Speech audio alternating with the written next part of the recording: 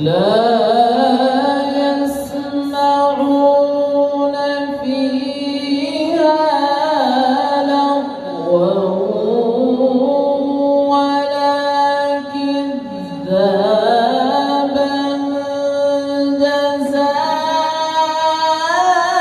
جزاء من ربك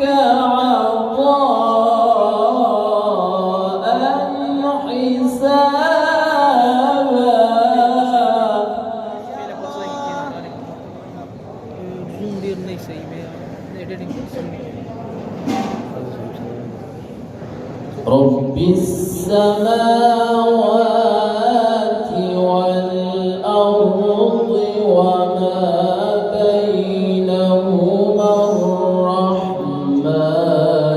لا يملكون منه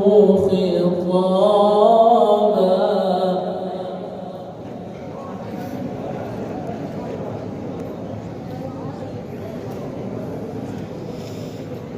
يوم يقوم الروح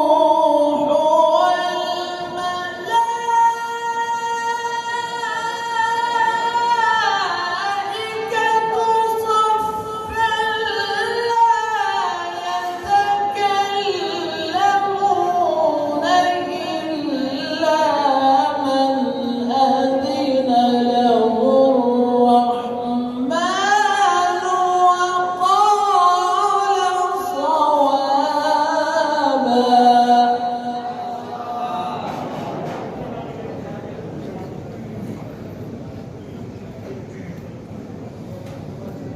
ذلك اليوم الحق فمن شاء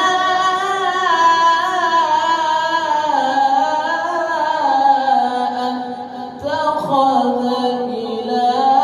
ربه مآبا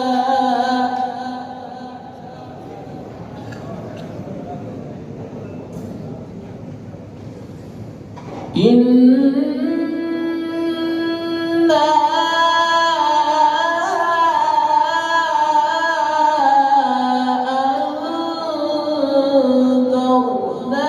أنذرناكم عذابا قريبا